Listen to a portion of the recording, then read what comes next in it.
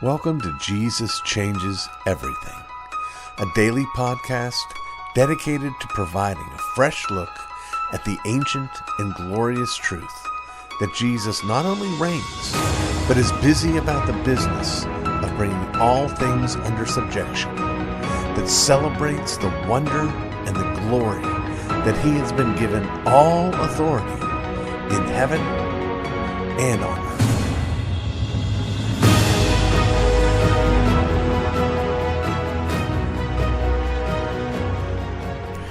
I don't know much about business, but I do know about the law of comparative advantage. This is a principle that says people and countries should labor in and produce that for which they have the highest comparative advantage. That is, if one is the nation of Jamaica and one looks with envy towards the success of the Swiss in developing skiing tourism, that doesn't mean that Jamaicans should think to themselves, well, we need to have skiing tourism here as well. There's a reason why people go to Switzerland to go snow skiing that makes it rather difficult to copy in Jamaica. Well, as I think about that principle, it sort of relates to the idea of leveraging your strength. What you're good at, you need to make the most use of. Well, I look at myself and I think, well, what am I good at? And there's a lot of bad things that I'm good at that aren't too terribly helpful. But one thing I am good at is I'm comfortable in front of this microphone. I'm not nervous. I'm not uptight. I'm not worried about it. I'm at ease. And so what I've done is, as you know well, created the Jesus Changes Everything podcast. And in the previous iteration of the Jesus Changes Everything podcast, we put out 3 episodes a week, each of which was 8 minutes long. That was easy peasy pudding pie. But at this point, and as we have been doing now for close to 2 years, we're putting out 20 to 25 minutes, 5 days a week. Plus, we're putting out the Ask RC podcast on YouTube, which is 5 days a week and roughly 5-minute podcast. I'm trying to, again, harvest or leverage this comfort, putting it to work. That said, one of the weaknesses of the podcast, and we've mentioned this before in the segments that we've done in our appeals, we've mentioned that thus far there has been no clear, viable business model by which one can exchange one's thought or ideas via podcast for payment. What we have is simply asking volunteers who would like to support the work, which is why we do this segment, to ask that. But it's not terribly effective. It's not as easy and going out into the marketplace and saying, I won't tally your numbers and certify your accounts unless you pay me, or I won't build you a deck unless you pay me this or pay me that. I've got to go out into the world of reception and speak these things, and again, hope that people are excited enough and supportive enough to want to get behind it. So that's why I spend a segment every week reminding you of that opportunity that you have, asking you, hey, are you being blessed by this? Is this serving your needs? Now, I raise it today and asking in part if, and I've heard this from 1 or 2 people, am I overdoing it? Am I asking too much? Not in asking for financial support, but am I asking too much in providing so much content? Are you out there saying, RC, I would be happy to listen to you for 8 minutes a day, 8 minutes a time, 3 days a week, but all this stuff is just overkill. You're flooding the market. There's too much stuff out there, and you need to slow it down. One of the things that I've actually considered is maybe just switching the Ask RC to every other week, every other day. So maybe we'd have 3 Jesus Changes Everything a week and 2 Ask RCs a week. And anyway, I'm asking for your thoughts, your opinions on that, while I'm asking you to consider getting on board and supporting what we're doing.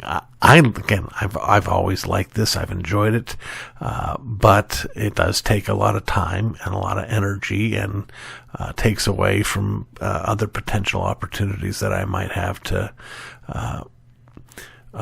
make some money. So I'm asking for financial support. If you're able to do that, I'd encourage you to go to rcsprolljr.com. That's my website, and there's a donate button right there on the front page. Click that button, and it walks you through the entire process. You can also, if you have some thoughts on whether I should, produce less, or if you're eager for me to continue to do what I'm doing, any ideas. Again, I'm always wanting back and forth conversation. You can always write a comment below wherever you're listening to this, or you can also send an email to hellorcjr@gmail.com. That would work just fine as well. Got another email today from my friend Steve responding to today's podcast. That's always an encouragement. I love to hear from you. Thank you so much for listening, and for those of you who are supporting. And by the way, there's been some growth lately. A few more people here, a few more people there, and we're very grateful for that. We're making progress, but we're still got a ways to go. So if you can get behind this, understand this is like putting on a radio program. Happily, we don't have to pay for airtime on stations across the country, but it still takes time and energy. So again, if you're eager or willing or able to support, we would encourage you to do so. rcsprolljr.com. Thanks so much.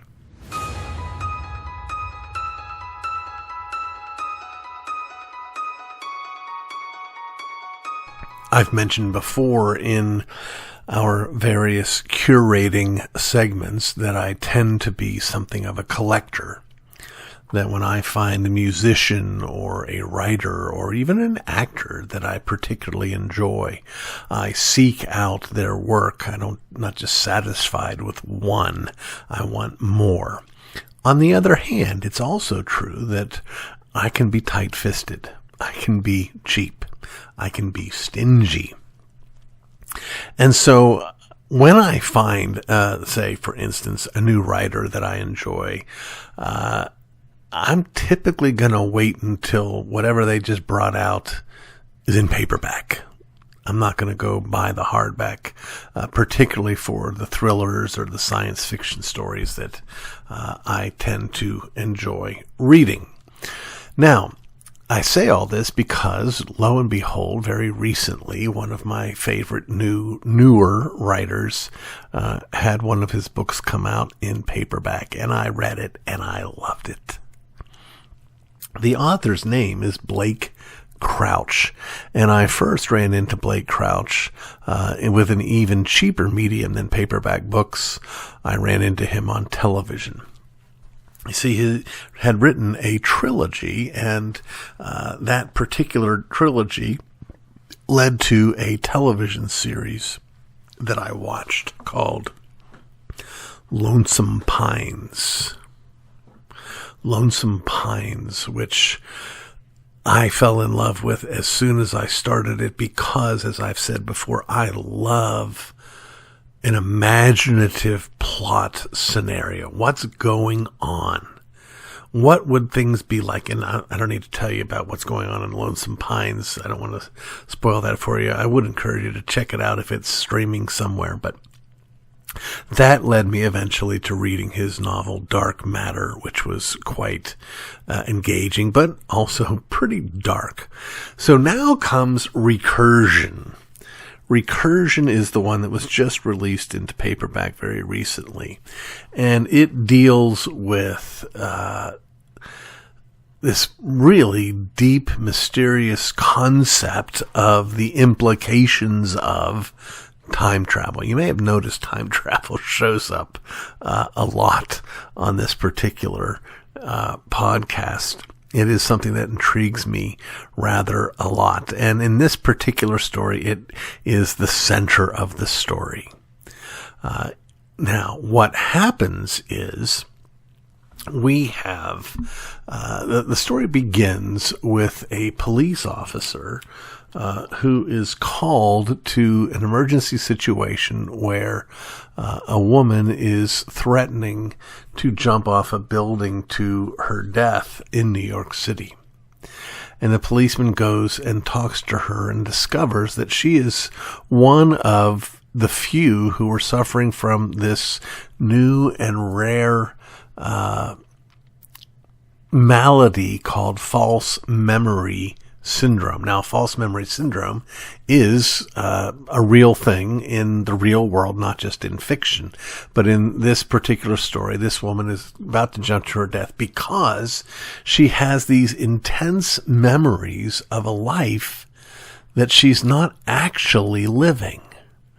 And it just messes with her identity and her self-image, and that's why she ends up plummeting to her death.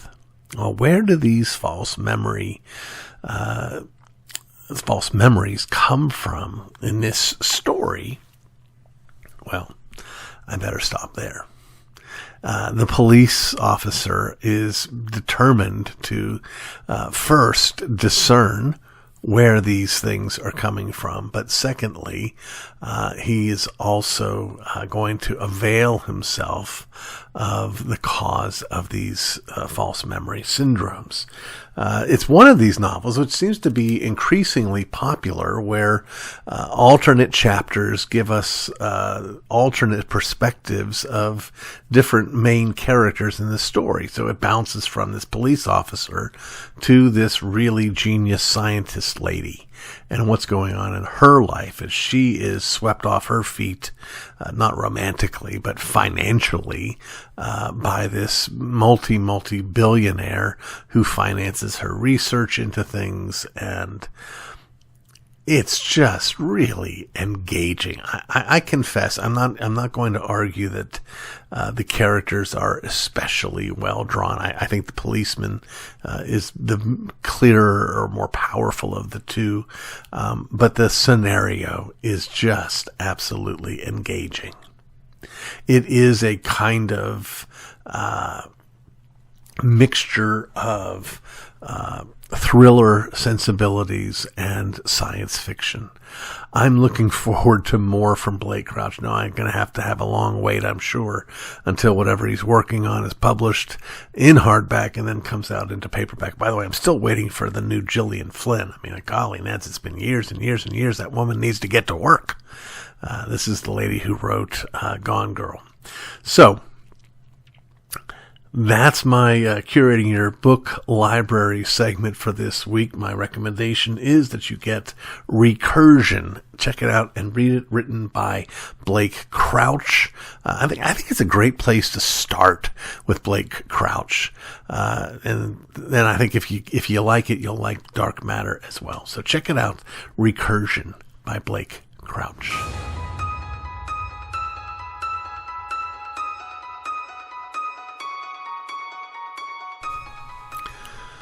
I won't be able to find an email address or a Facebook page by which I can share today's Forever Friends segment with the friend that I'm giving thanks for, because this particular friend has already gone on to his reward. I'm not quite at the age where it is normal and expected for my peers to gently exit this earth, but I'm getting closer to it. But this particular friend, he died probably now close to 20 years ago. when he was still very much a young man. His name is Hans Terwilliger. Hans Terwilliger. And like many of my friends, he became a friend in a kind of group sort of way. He was friends with some of my friends, and therefore we became friends. And in fact, he was part and parcel of that very specific circle of friends that when I look back at my time in college, it was, this group. It was our group. If we were to make a big chill about my circle of friends, this is the group that would be a part of it. And Hans would have been there. In fact, Hans would have been Jeff Goldblum. Here's what I mean. Hans was a student at Grove City College, where the rest of us were. His father was a farmer and a high school teacher. He grew up on the farm in a rural area of Pennsylvania, and I think felt the weight of that. I think he felt a kind of fear that he might be perceived as a hayseed, and he had kind of a social chip on his shoulder that could make him kind of awkward, or could make him kind of pushy, or make him kind of hungry for approval. But he was genuinely sweet-tempered. And he was a joy and a delight. And he was a mensch. He was the guy who would go out of his way to help you, to be a friend to you.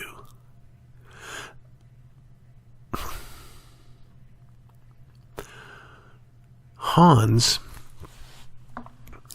lived across from me in my senior year of college. I had a single room, and then beside it was a bathroom, and on the other side of the bathroom was his single room. And that was especially a nice blessing to be that close to him. When I was a junior, I was in a double room off one of those single rooms with Bruce Goodrow, who I've covered already, while Hans was in the other double room, not across the bathroom, but right across the hallway with Niles. And so we just spent lots and lots of time together. His parents' farm was 45 minutes to an hour away from college, and it wasn't unusual for us to go over to that farm and sometimes have a party or a cookout or something. In fact, when we graduated, his family hosted my circle of friends for a pig roast in celebration of that graduation. And Hans was actually quite successful. He was the first one of my friends to actually get a job. I think I've mentioned that many of my friends were hard science majors or engineering majors. Hans was one of those, and he got a job right out of college working for the Timken Company. He also had a steady girl through most of his college time, and she also was a part of our circle of friends. And the two of them, I believe, were the first of our peer friends to marry each other. So Hans was on his way to growing up, but I'm not sure how well he liked that. There was a struggle in him with that, and he had some hardships in his life. But again, he was so profoundly loyal. He was, again, one of these guys that if you didn't talk to him for 3 years and you picked up the phone and talked to him, it was like you'd talked to him the day before. Hans and I last saw each other when I came out to speak at a conference in Southern California, and he was out there on business, I believe. He had told me at that point that he had suffered from bipolar disorder, and it showed. He was having a hard time. He ended up marrying someone I never had the blessing of meeting, his second marriage, and struggled with that as well. And then when he died, I'm not sure how or why he died, but I do know that that last conversation was one of those times where we again could just reiterate our gratitude and thanks for the other. This was my friend. He stayed my friend. He could be annoying. I'm sure I can too. He could be aggravating, as I can too. But he was my friend. And I miss him. And I thank God for him. You've been listening to the Jesus Changes Everything podcast, a production of Dunamis Fellowship, the teaching outreach of Dr. R.C. Sproul Jr. If you've enjoyed this podcast, we encourage you to subscribe, which you can do at all the usual outlets, to tell your friends, and to spread the word. To learn more about the work of Dunamis Fellowship, please visit rcsproulJR.com. And join us next time on Jesus Changes Everything.